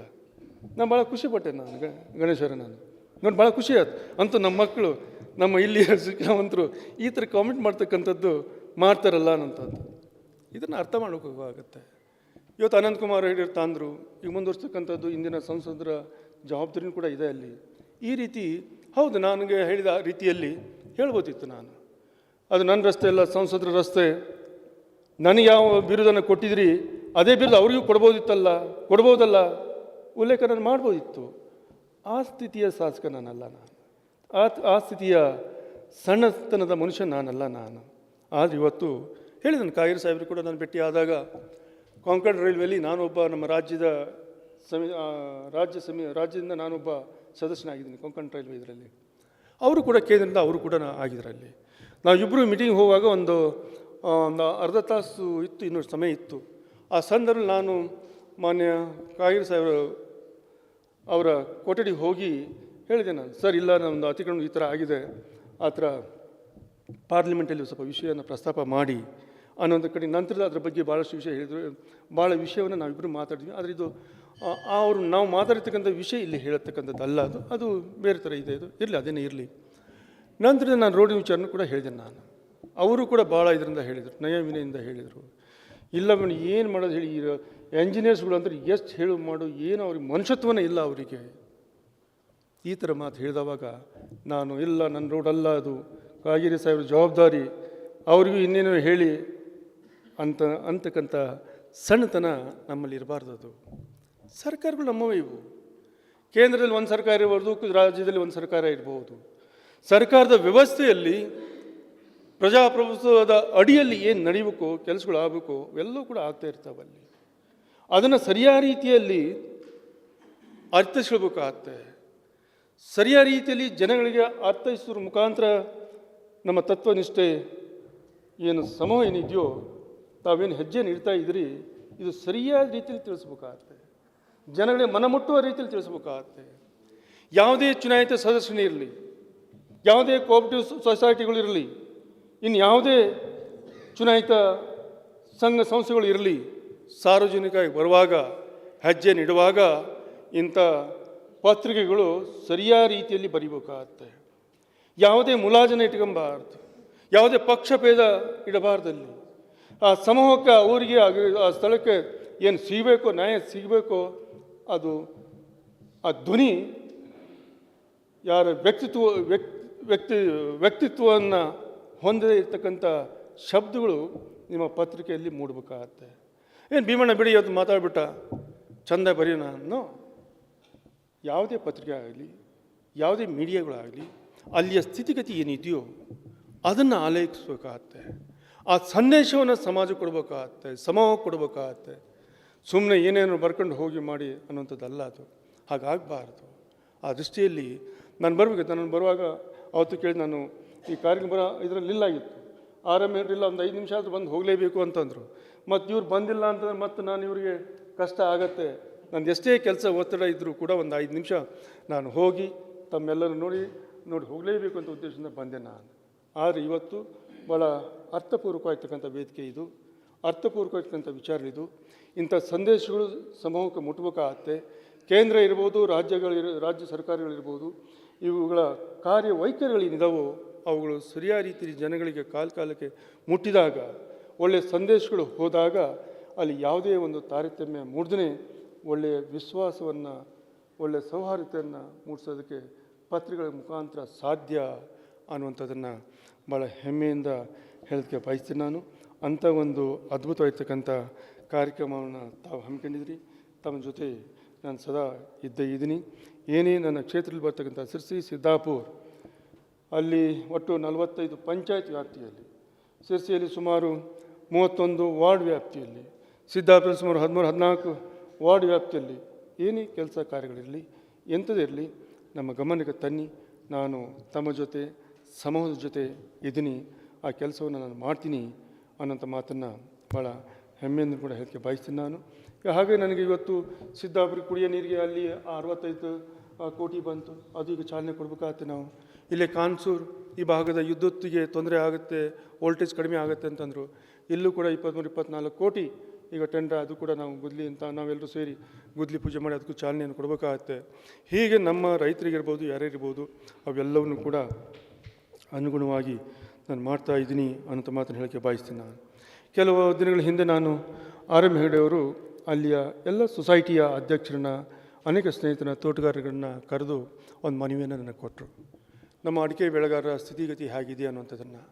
ಇವತ್ತೇನು ಹಲವಾರು ನಾವೆಲ್ಲ ಈಗ ಭಾಳ ನಿಶ್ಚಿಂತೆಯಿಂದ ಇದ್ದೀವಿ. 1-2-3 ವರ್ಷದ ಹಿಂದೆ ನಾವು ಇಲ್ಲ, ತೋಟಗಳೆಲ್ಲ ಚೆನ್ನಾಗಿದೆ, ಬೆಲೆನೂ ಕೂಡ ಚೆನ್ನಾಗಿ ಧಾರಣೆ ಬರ್ತಾ ಇದೆ, ರೈತರು ಸ್ವಲ್ಪ ನೆಮ್ಮದಿಯ ಬದುಕನ್ನು ನಾವು ಕಾಣ್ತಾ ಇದ್ದೀವಿ ಅನ್ನುವಂಥ ಕನಸು, ಆ ವಿಚಾರದಲ್ಲಿ ಇವತ್ತು ನಾವೆಲ್ಲರೂ ಕೂಡ ನಿದ್ದೆಗೆಡಿಸ್ತಕ್ಕಂಥ ಮಾರಿ ನಮ್ಮ ತೋಟದ ವ್ಯಾಪ್ತಿಸಿದೆ. ಇವತ್ತು ಎಲೆ ಚುಕ್ಕ, ಮೊದಲು ನಮ್ಮ ಬೇರುಹುಳ ಅಂತ ಇತ್ತು, ಅದರಿಂದ ಏನೋ ಒಂದು ಸ್ವಲ್ಪ ಬಚಾವಾಗಿ ಬಂದ್ವಿ. ಇವತ್ತಿನ ದಿನದಲ್ಲಿ ನಮ್ಮದು ಎಲೆ ಚುಕ್ಕೆ ರೋಗ, ಹಳದಿ ರೋಗ, ಈ ಹಳದಿ ರೋಗ, ಎಲೆ ಚುಕ್ಕೆ ರೋಗ ಬಂದರೂ ಕೂಡ ಬಿಡು ಹೋಗುತ್ತೆ ಮಾಡುತ್ತೆ ಅನ್ನೋಂಥದ್ದಲ್ಲ. ಎಲ್ಲಿ ಆ ರೋಗಕ್ಕೆ ತುತ್ತಾಗಿರ್ತಕ್ಕಂಥ ಮರಗಳಿಂದ ಅವೆಲ್ಲ ಮರಗಳು ಕೂಡ ಅನೇಕ ಕಡೆ ಹೋಗಿರುವಂಥದ್ದು. ಅಡಿಕೆ ಅಂತೂ ಕೆಲವು ಕಡೆ ನಾನು ಸಿದ್ದಾಪುರ ನೋಡಿದಾಗ ದೇವ್ರ ಪೂಜೆಯೂ ಕೂಡ ಇಡೋದಕ್ಕೆ, ಎಲೆ ಅಡಿಕೆ ಇಡೋದಕ್ಕೂ ಕೂಡ ಇಲ್ಲದೇ ಇರ್ತಕ್ಕಂಥ ಪರಿಸ್ಥಿತಿನ ಇವತ್ತು ನಾವು ಹಲವಾರು ತೋಟದಲ್ಲಿ ಕೂಡ ನಾವಿದ್ದೀವಿ. ನಾವು ಅಂಥ ಅನೇಕ ವಿಚಾರಗಳನ್ನ ಒಳಗೊಂಡಿರ್ತಕ್ಕಂಥ ವಿಚಾರವನ್ನು ನಾವು ಸಿದ್ದಾಪುರ TMS ಅಲ್ಲಿ ಒಂದು ಸಭೆಯಲ್ಲಿ ನಾನು ಕೂಡ ಪಾಲ್ಗೊಂಡು ಅವರ ಅನೇಕ ನೋವುಗಳನ್ನು ವ್ಯಕ್ತಪಡಿಸಿ ಮಾನ್ಯ ಮುಖ್ಯಮಂತ್ರಿಗಳಿಗೂ ಕೂಡ ಒಂದು ಮನವಿಯನ್ನು ನನ್ನ ಮುಖಾಂತರ ಕೊಟ್ಟರು. ಆದರೆ ನಾನು ಕೂಡ ನಂತರ 2-3 ವರ್ಷದಲ್ಲಿ ನಾನು ಮುಖ್ಯಮಂತ್ರಿಗಳನ್ನ ಭೇಟಿಯಾಗಿ ಅವರಿಗೆ ಮನವಿಯನ್ನು ಕೂಡ ಮನವಿ ಕೊಟ್ಟು, ಆಯಿತು ನಾನು ಸಂಬಂಧಪಟ್ಟ ಮಂತ್ರಿಗಳಿಗೆ, ಅಧಿಕಾರಿ ಹೇಳಿ ಅದನ್ನು ಗಮನ ಹರಿಸ್ತೀನಿ ಅನ್ನುವಂಥ ಮಾತನ್ನು ಮಾನ್ಯ ಮುಖ್ಯಮಂತ್ರಿಗಳು ಹೇಳಿರುವಂಥದ್ದು. ಹೀಗೆ ನಮ್ಮ ಅಡಿಕೆ ಬೆಳೆಗಾರ ಇರ್ಬೋದು, ಬೇರೆ ಬೆಳೆ ಇರ್ಬೋದು, ನಮ್ಮ ಗ್ರಾಮೀಣ ಭಾಗದಲ್ಲಿ ಬದುಕಿರ್ಬೋದು, ಈಗ ಅನೇಕ ವಿಚಾರದಲ್ಲಿ ಕೂಡ ನಾನು ಸದಾ ಸಕ್ರಿಯವಾಗಿ ತಮ್ಮಗಳ ಜೊತೆ ಕೆಲಸವನ್ನು ಮಾಡ್ತಾ ಇದ್ದೀನಿ. ಮತ್ತು ನಾವು ಮೊನ್ನೆ ಎಲ್ಲ ಸ್ಲೈಡಿಂಗ್ ಆಯಿತು, ಅನೇಕ ಕಡೆ ದರೆ ಕುಸಿತ ಆಯಿತು. ಅದಕ್ಕೂ ನಾನು ಮನೆಯನ್ನು ಸಲ್ಲಿಸಿದಾಗ ಸುಮಾರು 16.5 ಕೋಟಿ ಈಗ ಹಣ ಬಂದು ಈಗ ಇನ್ನು ಮುಂದಿನ ಟೆಂಡರ್ ಆಗಿ ಅವು ಕೂಡ ಕೆಲಸಗಳು ಆಗುವಂಥದ್ದು. ಹೀಗೆ ಮೊನ್ನೆ ಬಂದಂಥ 50 ಕೋಟಿಯಲ್ಲಿ ಕೂಡ ಸಮಾನವಾಗಿ ಗ್ರಾಮೀಣ ಭಾಗಕ್ಕೆ ನಾನು ಹೆಚ್ಚಿನ ಒತ್ತನ್ನು ಕೊಟ್ಟಿದ್ದೀನಿ. ನಾನು ಸಿದ್ದಾಪುರ ತಾಲೂಕಲ್ಲಿ ಸುಮಾರು ಸಿದ್ದಾಪುರ ಟೌನಿಗೆ ಬರೀ ಒಂದು 6.5 ಕೋಟಿ ಕೊಟ್ಟರೆ ಇಲ್ಲಿ ಸುಮಾರು 13-14 ಕೋಟಿ ಹಣವನ್ನು ನಾನು ಗ್ರಾಮೀಣ ರಸ್ತೆ ಹಾಕಿದ್ದೀನಿ. ನಾನು PWD ರಸ್ತೆಗಳಂತೂ ಈಗ ಸದ್ಯದಲ್ಲೇ ಈಗ, ಯಾಕೆಂದರೆ ಅವೆಲ್ಲವೂ ಒಮ್ಮೆಲೆ ಆಗುವಂಥದ್ದಲ್ಲ, ಈಗೆಲ್ಲ ಹಣ ಬಂದು ಎಲ್ಲ ಟೆಂಡರ್ ಆಗಿದೆ. ಈಗ ಟೆಂಡರ್ ಆಗಿರುವಂಥದ್ದು ಸದ್ಯ ಇನ್ನೊಂದು 2 ವಾರದಲ್ಲಿ ಈಗೆಲ್ಲ ಪ್ರಾರಂಭ ಮಾಡಿ ಅನೇಕ ರಸ್ತೆಗಳು, ರಾಜ್ಯ ಹೆದ್ದಾರಿಗಳು ಸುಮಾರು 1 ತಿಂಗಳ ಒಪ್ಪತ್ತಲ್ಲಿ ಎಲ್ಲವೂ ಕೂಡ ಕೆಲವು ಗುಂಡಿ ಮುಚ್ಚುವಂಥದ್ದು ಕೆಲಸ ನಡೆದಿದೆ. ಈಗ ಕೆಲವೆಲ್ಲ ರೀಕಾರ್ಪೆಟ್ ಕೂಡ ಆಗುವಂಥದ್ದು ಕೆಲಸಗಳು ಆಗ್ತಾಯಿದೆ. ಹೀಗೆ ನಾನು ಸಿರ್ಸಿ, ಸಿದ್ದಾಪುರ ಕೆಲಸದ ವ್ಯಾಪ್ತಿಯ ಗ್ರಾಮೀಣ ಭಾಗ ಮತ್ತು ನಗರದಲ್ಲಿ ಕೆಲಸವನ್ನು ಹೆಚ್ಚಿನ ಒತ್ತನ್ನು ಕೊಟ್ಟು ಆ ಕೆಲಸವನ್ನು ನಾನು ಮಾಡ್ತಾ ಇದ್ದೀನಿ ಅನ್ನೋಂಥ ಮಾತನ್ನು ಈ ಸಂದರ್ಭದಲ್ಲಿ ಹೇಳಿ, ತಾವೇನಿವತ್ತು ತತ್ವನಿಷ್ಠೆ ಪತ್ರಿಕೆ ಭಾಳ ಅದ್ಭುತವಾಗಿರ್ತಕ್ಕಂಥ, ಅರ್ಥಪೂರ್ವಕವಾಗಿರ್ತಕ್ಕಂಥ ಹೆಜ್ಜೆ ತಾವೇನಿಟ್ಟಿದ್ರಿ, ಈ ಹೆಜ್ಜೆಗೆ ತಮ್ಮೆಲ್ಲರ ಸಹಕಾರ ಇರಲಿ. ಯಾವುದೇ ಕಟ್ಟಕಡೆಯ ಹಳ್ಳಿಯ ವ್ಯಕ್ತಿ ಅವರ ನೋವು ಏನಿದೆಯೋ ಅದನ್ನು ಯಾವುದೇ ಮುಲಾಜಿಲ್ದೇ ತಮ್ಮ ಪತ್ರಿಕೆಯಲ್ಲಿ ಮೂಡಿ ಬರಲಿ, ಅದರ ಅನುಗುಣವಾಗಿ ನಾವು ಕೂಡ ಸಹಕರಿಸ್ತೀವಿ ಅನ್ನೋಂಥ ಮಾತನ್ನು ಹೇಳಿ ಈ ಕಾರ್ಯಕ್ರಮದಲ್ಲಿ ಹೇಳಿ ಹಿರಿಯರಿಗೆ, ನನ್ನ ಗಣಪತಿಯವರು ಅಂದಾಗ ಅವ್ರ ಬಗ್ಗೆ ಸ್ವಲ್ಪ ಮಾತಾಡಬೇಕಾಗತ್ತೆ. ಯಾಕೆ ನಾನು ಏನು ಮಾಡಿದೆ, ಮೊದಲು ಬಹಳ ವರ್ಷದಿಂದ ಸ್ನೇಹಿತರು, ಭಾಳಷ್ಟು ಕಡೆ ಕೆರೆಯನ್ನು ಎತ್ತಾಯಿದ್ರು, ಭಾಳಷ್ಟು ಹೂಳನ್ನು ಎತ್ತಿ ಎಲ್ಲ ಕೆಲಸವನ್ನು ಮಾಡ್ತಾಯಿದ್ರು. ನಂತರ ಅಂದರೆ ಭಾಳ ಹತ್ತಿರ ಆಯಿತು. ಬರೀ ಕೆರೆ ಹೂಳನ್ನು ಎತ್ತೋದು ಒಂದೇ ಅಂತಲ್ಲ, ಅವರು ಕೂಡ ತಾಯಂದಿರು ಕೂಡ ಅವರಿಗೂ ಕೂಡ ಆರ್ಥಿಕವಾಗಿ ಅವರಿಗೆ ಶಕ್ತಿನ ಕೊಡಬೇಕು, ಸ್ವಾವಲಂಬಿಗಳು ಆಗಬೇಕು ಅನ್ನೋಂಥ ವಿಚಾರದಲ್ಲಿ ಅವರು ಸ್ವಸಹಾಯ ಸಂಘಗಳನ್ನು ಮಾಡಿ ಅಲ್ಲೂ ಕೂಡ ಸಾಕಷ್ಟು ಸಾವಿರಾರು ಜನ ತಾಯಂದಿರು ಕೂಡ ಅಲ್ಲಿಯ ಶಕ್ತಿಯನ್ನು ಅನೇಕ ತಿಳುವಳಿಕೆಯನ್ನು ಕೊಡ್ತಕ್ಕಂಥ ಕೆಲಸ ಇವತ್ತು ನಮ್ಮ ಗಣೇಶವರು ಕೂಡ ಮಾಡ್ತಾ ಇರುವಂಥದ್ದು. ಹೀಗೆ ಅನೇಕ ರಂಗದಲ್ಲೂ ಕೂಡ ಅವರ ಸೇವೆ ಅಪಾರವಾಗಿರುವಂಥದ್ದು. ಹೀಗೆ ಮುಂದೂ ಕೂಡ ನಿರಂತರವಾಗಿರ್ತಕ್ಕಂಥ ಕೆಲಸ ಭಗವಂತ ನಿಮಗೂ ಕೂಡ ಶಕ್ತಿಯನ್ನು ಕೊಡಲಿ. ನಿಮ್ಮ ಜೊತೆ ನಾವು ಕೂಡ ಇದ್ದೀವಿ ಅನ್ನುವಂಥ ಮಾತನ್ನು ಹೇಳಿ ಮತ್ತೊಮ್ಮೆ ತಮ್ಮೆಲ್ಲರಿಗೂ ಹೊಂದಿಸಿ ನನ್ನ ಒಂದೆರಡು ಮಾತನ್ನು ಮುಗಿಸ್ತೇನೆ. ಜೈ ಹಿಂದ್. ಧನ್ಯವಾದಗಳು ಶ್ರೀ ಭೀಮಣ್ಣ ನಾಯ್ಕ ಅವರಿಗೆ. ಗ್ರಾಮನಿಷ್ಠ ಪ್ರಶಸ್ತಿಯನ್ನು ಉದ್ಘಾಟಿಸಿ ಎಂದೂ ಕಾಣದ ಭಾವನಾತ್ಮಕವಾಗಿ ಮಾತಾಡಿ ಶಿಕ್ಷಣ, ಪತ್ರಿಕಾ, ಧರ್ಮದ ಬಗ್ಗೆ ವಿಸ್ತಾರವಾಗಿ ಮಾತಾಡಿದ ಭೀಮಣ್ಣ ನಾಯ್ಕರಿಗೆ ಧನ್ಯವಾದಗಳು.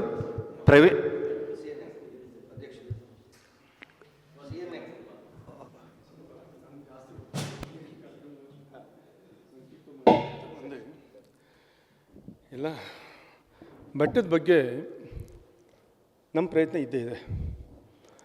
ಅದು 2012ರಲ್ಲಿ ಬೆಟ್ಟ ಬಿಟ್ಟೋಗ್ಬಿಟ್ಟಿದೆ. ಅದು ನಾನು ಕೂಡ ಅಧಿವೇಶನದಲ್ಲಿ ಪ್ರಸ್ತಾಪನೆ ಮಾಡಿ ರೆವಿನ್ಯೂ ಮಂತ್ರಿಗಳಾಗಿರ್ತಕ್ಕಂಥ ಮಾನ್ಯ ಕೃಷ್ಣ ಬೈರೇಗೌಡರ ಗಮನಕ್ಕೆ ತಂದು ಅಲ್ಲಿ ಕೂಡ ಸಾಕಷ್ಟು ಪ್ರಯತ್ನ ಮಾಡಿದೆ. ಒಮ್ಮೆ ಸಿರ್ಸಿಗೆ ಬಂದಾಗ ಮತ್ತು ಕಾರವಾರಕ್ಕೆ ಬಂದಾಗ DC ಅವರು ಇದ್ದಾಗ ಆ ಕಾರ್ಯಕ್ರಮದಲ್ಲಿ ಕೂಡ ನಾನು ಮನವಿಯನ್ನು ಕೊಟ್ಟು ಅವರು DC ಅವರಿಗೆ ಹೇಳಿದರು, ಇದು ನೋಡಿ ಇದು ಏನಾಗಿದೆ ಅನ್ನೋದನ್ನು ಸರಿಯಾದ ರೀತಿಯಲ್ಲಿ ಪರಿಶೀಲನೆ ಮಾಡಿ ಅನ್ನೋಂಥದ್ದನ್ನು. ಇದು ಬೆಟ್ಟ ನಾವು ಹೇಗೆ ಬೆಟ್ಟ ಬಳಕೆಯನ್ನು ಮಾಡ್ಕೊತ ಇದ್ವು ರಾಜ್ಯದ ನಾನಾ ಭಾಗದಲ್ಲಿ. ಕೂರ್ಗ್ ಕಡೆ ಒಂದು, ಮೈಸೂರು ಕಡೆ ಒಂಥರ ಹೆಸರಿದೆ, ನಮ್ಮ ಶಿವಮೊಗ್ಗ ಕಡೆ ಒಂದು ಹೆಸರಿದೆ, ಎಲ್ಲ ಬೇರೆ ಬೇರೆ ಥರ ಹೆಸರು ವಾಡಿಕೆ ಹೆಸರು ಬೇರೆ ಇರುತ್ತೆ, ಬಟ್ ಒಂದೇ ಥರದ ಜಮೀನು ಅದು. ಈ ನಮ್ಮದು ತಮಗೆ ಗೊತ್ತು ವಿಲೇಜ್ ಆ್ಯಕ್ಟ್ ಅಡಿಯಲ್ಲಿ ಬಂದಿರುವಂಥದ್ದು ಅನೇಕ ದಾಖಲೆಯನ್ನು ಕೂಡ ಕೊಟ್ಟಿರ್ತೀವಿ. ನಾನು ಅನೇಕ ಸ್ನೇಹಿತರು ಕೂಡ ನಾನು ಹೇಳಿದೆ, ನಾನು ಬರೀ ನೀವು ಹೇಳಿ ಕೂತ್ಕೊಳ್ಳೋದು ಒಂದೇ ಅಂತಲ್ಲ, ನಾನು ಅಲ್ಲಿ ಅಸೆಂಬ್ಲಿಯಲ್ಲಿ ಮಾತಾಡೋದು ಒಂದೇ ಅಂತಲ್ಲ, ತಾವು ಕೆಲವೊಂದು ಜನ ಮುಂದೆ ಬನ್ನಿ, ಅದಕ್ಕೆ ನಾನು ನಿಮ್ಮ ಜೊತೆ ಇದ್ದು ಅದು ನಮಗೆ ಆ ಬೆಟ್ಟವನ್ನು ಉಳಿಸೋಂಥ ಕೆಲಸ ನಾವು ಮಾಡೋಣ ಅಂತ ಅಂದು ಇದನ್ನು ಏನು ಮಾಡಿದ್ದಾರೆ ಈಗ ಈ ಫಾರೆಸ್ಟ್ ಡಿಪಾರ್ಟ್ಮೆಂಟ್ ಈ ಅನ್ನೋಂಥದ್ದನ್ನು ಅವ್ರು ನೋಡ್ಕೊಂಡು, ಯಾಕೆಂದರೆ ಅವ್ರದ್ದು ಒಂದಿರುತ್ತೆ. ಇವತ್ತು ಕೇಂದ್ರದ ಅಧೀನದಲ್ಲಿರ್ತಕ್ಕಂಥ ಅರಣ್ಯ ಇಲಾಖೆ, ಇಡೀ ನಮ್ಮ ಅರಣ್ಯ ಪೂರ್ತಿನೂ ಕೇಂದ್ರ ಸರ್ಕಾರದ ಅಡಿಯಲ್ಲಿ ಇರುವಂಥದ್ದು. ನಮ್ಮ ಜಿಲ್ಲೆಯಲ್ಲಿರ್ತಕ್ಕಂಥ ಜಮೀನಲ್ಲಿ ಸುಮಾರು ಬರೀ ನಮಗಿರುವಂಥದ್ದು 18% ಮಾತ್ರ ನಮ್ಮ ರೆವಿನ್ಯೂ ಲ್ಯಾಂಡ್ ಇರುವಂಥದ್ದು. ಇನ್ನಿರ್ತಕ್ಕಂಥ 82% ಅರಣ್ಯ ಇಲಾಖೆ ಇರುವಂಥದ್ದು. ಇಷ್ಟು ನಾವು ಸುಮಾರು 20 ಲಕ್ಷಕ್ಕೂ ಹೆಚ್ಚು ನಾವು ಈ ಜಿಲ್ಲೆಯಲ್ಲಿ ಜನಸಂಖ್ಯೆ ಇರುವಂಥದ್ದು. ಅದರಲ್ಲಿ ನಾನು ವಿವರವಾಗಿ ನಾನು ಅಸೆಂಬ್ಲಿಯಲ್ಲೂ ಕೂಡ ನಾನು ಮಾತನಾಡಿದ್ದೀನಿ, ಅರಣ್ಯ ಮಂತ್ರಿಗೂ ಕೊಟ್ಟಿದ್ದೀನಿ, ಮುಖ್ಯಮಂತ್ರಿಗೂ ಕೂಡ ನಾನು ಮನವಿಯನ್ನು ಕೊಟ್ಟಿದ್ದೀನಿ. ಈಗ ನೋಡಿ, ಈಗ ಒಂದು ಕಡೆ ವಿದ್ಯುತ್ತಿಗಾಗಿ ಸಾಕಷ್ಟು ಡ್ಯಾಮ್ಗಳನ್ನ ಕಟ್ಟಿ ಅಲ್ಲಿ ಭೂಮಿ ಹೋಯಿತು, ಸೀಬರ್ಡ್ಗೆ ಸಾವಿರಾರು ಎಕರೆ ಅಲ್ಲಿ ಹೋಯಿತು, ಕೈಗಾ ಪ್ರಾಜೆಕ್ಟ್ಗೆ ಅಲ್ಲಿ ಸಾವಿರಾರು ಎಕರೆ ಹೋಯಿತು, ಮತ್ತು ಈಗ ಆ ಕಡೆ ಶರಾವತಿ ಪಂಪ್ ಸ್ಟೋರೇಜ್ ಬಿಡಿ ಆ ಕಡೆ ಆದರೂ ಕೂಡ ಅದು ಸ್ವಲ್ಪ ಇದಾಗತ್ತೆ. ಇನ್ನೊಂದು ಕಡೆ ಈಗ ಅಘನಾಸಿನಿ, ಬೆಡ್ತಿ, ಈ ಹೊಳೆ ತಿರುವನ್ನು ಮತ್ತು ಆ ಕಡೆ ಕೊಡ್ತೀವಿ ಅಂತಂದರು. ನನಗೆ ಮೊನ್ನೆ ನಾನು ಕ್ವಶನಲ್ಲಿ ಹಾಕಿದರೂ ಕೂಡ ಅಲ್ಲಿ ನಮ್ಮ ಸ್ಪೀಕರ್ ಏನಿದ್ರು, ಇಲ್ಲ ಇದು ಕಲ್ಯಾಣ ಕರ್ನಾಟಕ ಬಗ್ಗೆ ಮಾತ್ರ ಸೀಮಿತ ಇರತಕ್ಕಂಥದ್ದು ಮತ್ತು ಬಿಲ್ ಬಗ್ಗೆ ಮಾತ್ರ ಇರುವಂಥದ್ದು, ನಂತರದಲ್ಲಿ ಈ ವಿಷಯ ಸಮಯ ಸಿಕ್ಕರೆ ನಾನು ಕೊಡ್ತೀನಿ ಅಂತ ಅಂದರು.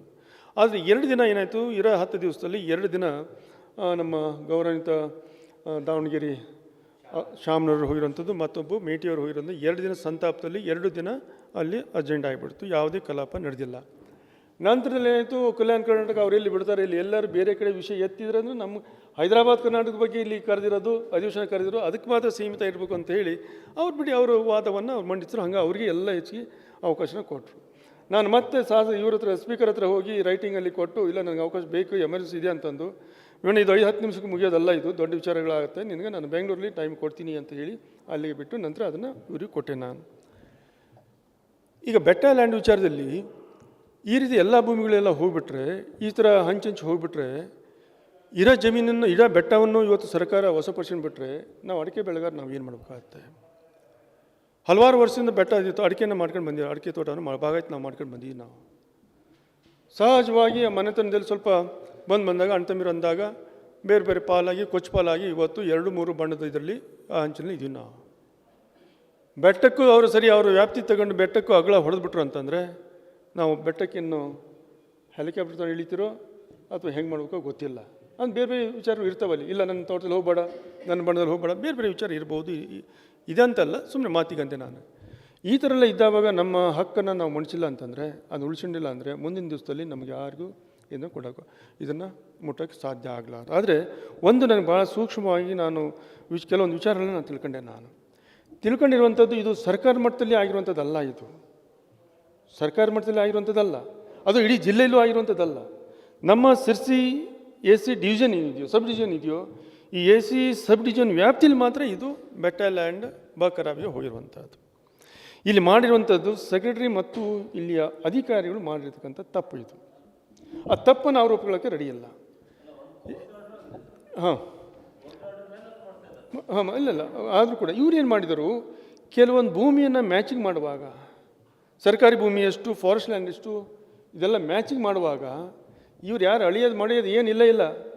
ಈ ನಮ್ಮನ್ನು ಬಿದ್ದಿದೆಯಲ್ಲ ಬೆಟ್ಟ ಲ್ಯಾಂಡು, ಇದನ್ನು ತಂದ್ರೆ ಆ ಮ್ಯಾಚಿಗೆ ಎಲ್ಲೆಲ್ಲಿ ಕಡಿಮೆ ಆಯ್ತಲ್ಲ, ಈ ಮ್ಯಾಚನ್ನು ಅದಕ್ಕೆ ಮ್ಯಾಚ್ ಮಾಡಿ ಬಿಟ್ಬಿಟ್ರೆ ಇದನ್ನು. ಅಧಿಕಾರಿಗಳ ಬೇಜವಾಬ್ದಾರಿ, ನಿರ್ಲಕ್ಷ್ಯ ಇವತ್ತು ಅಡಿಕೆ ಬೆಳೆಗಾರರಿಗೆ ಬೆಟ್ಟಕ್ಕೆ ಅನ್ಯಾಯ ಇರುವಂಥದ್ದು. ಆದರೆ ಅವತ್ತಿನ 12ರಿಂದ ನೋಡಬೇಕು. ಕರಬಿ ಬಂದ ತಕ್ಷಣವೇ ಯಾಕಾಗಿ ಕರಬಿ ಬಂತು, ಯಾವುದೇ ಸರ್ಕಾರ ಆದೇಶ ಇಲ್ಲದೇ, ಈ ಜನರಿಗೆ ಗೊತ್ತಿಲ್ಲದೇ, ಈ ಸಿರ್ಸಿ ಡಿವಿಷನಿಂದ ಮಾತ್ರ ಯಾಕೆ ಹೀಗಾತು ಅನ್ನುವಂಥದ್ದನ್ನ ಅವತ್ತಿಂದನೂ ಹೋರಾಟ ಮಾಡಿದ್ದಿದ್ದರೆ ಇಲ್ಲಿವರೆಗೆ ಏನಾರು ನಮಗೆ ಒಂದು ರೂಪ ಸಿಗ್ತಾಯಿತ್ತು ಗೊತ್ತಿಲ್ಲ. ಆದರೂ ಏನೇ ಇರಲಿ, ನಾವು ಅದರಿಂದ ಆತಂಕ ಪಡುವಂಥದ್ದೇನಿಲ್ಲ. ನಾವೆಲ್ಲರೂ ಸೇರಿ ಪ್ರಯತ್ನ ಮಾಡೋಣ. ನಾನು ಹೇಳಿದೆ, ನಾನು ಭಾಗವತರಿಗೆ ವೆಂಕಟೇಶ್ವರಿ ಅವರೆಲ್ಲ ಹೇಳಿದೆ. ನಾನು ಅಸೆಂಬ್ಲಿ ಮುಗಿದ ತಕ್ಷಣ ನಾನು ಬರ್ತೀನಿ. ನಮ್ಮ CCF, DFO, ACF ಮತ್ತು ತಹಸೀಲ್ದಾರ್ ACಯವರನ್ನೆಲ್ಲ ಕರೆದು ಒಂದು ಮೀಟಿಂಗನ್ನು ಮಾಡೋಣ. ನಮ್ಮಲ್ಲಿರ್ತಕ್ಕಂಥ ನಮಗೆ ಸಿಕ್ಕಿರ್ತಕ್ಕಂಥ ನಮ್ಮ ಹಕ್ಕೇನಿದೆಯೋ ಅಲ್ಲಿ ಮನ್ಸನ ಆಧಾರ ಸಮೇತವಾಗಿ, ಪತ್ರ ಸಮೇತವಾಗಿ ನಮ್ಮ ಹಕ್ಕನ್ನು ಮನ್ಸನ ನಾವು ನ್ಯಾಯ ಕೇಳೋಣ.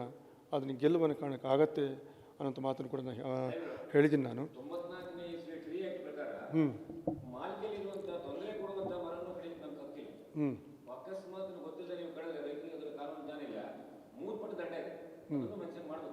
ಬನ್ನಿ, ಅದಕ್ಕೆ ಹೇಳಿದ್ದೀನಲ್ಲ. ಅದು ಕೂಡಿರುವ ಅನೇಕ ಸ್ನೇಹಿತರಲ್ಲಿ ಹೇಳಿದ್ದೀನಿ ನಾನು. ಕೆಲವು ನಮ್ಮ ಭಾಗವತ ವೆಂಕಟೇಶ್ವರರು ಕೆಲವೆಲ್ಲ ಹೇಳಿದ್ದೀನಿ ನಾನು. ತಾವೆಲ್ಲರೂ ಬನ್ನಿ, ಬೇಕಾದ್ರೆ ಒಂದು ಮೊದಲೇ ಕೂತು ಚರ್ಚೆಯನ್ನು ಮಾಡಿ ಯಾವ ರೀತಿಯಲ್ಲಿ ನಾವು ವಿಚಾರಗಳನ್ನು ಮಂಡಿಸ್ಬೇಕು ಅನ್ನೋಂಥದ್ದನ್ನು ಮೊದಲೇ ಮಾತಾಡಿ ಆ ವಿಚಾರವನ್ನು ಮಂಡಿಸೋಣಂತೆ ಹೋರಾಟವನ್ನು ಮಾಡೋಣ. ಅದಕ್ಕೇನು ಅಂಥದ್ದೇನು ಕೈ ಬಿಟ್ಟು ಹೋಗುವಂಥದ್ದಲ್ಲ. ನಾವು ಸತತ ಪ್ರಯತ್ನವನ್ನು ಪಟ್ಟರೆ ಅದನ್ನು ಮರಳಿ ಪಡೆಯೋಕ್ಕೆ ಸಾಧ್ಯ ಆಗತ್ತೆ ಅನ್ನೋಂಥ ಮಾತನ್ನು ಹೇಳೋಕ್ಕೆ ಬಯಸ್ತೀನಿ.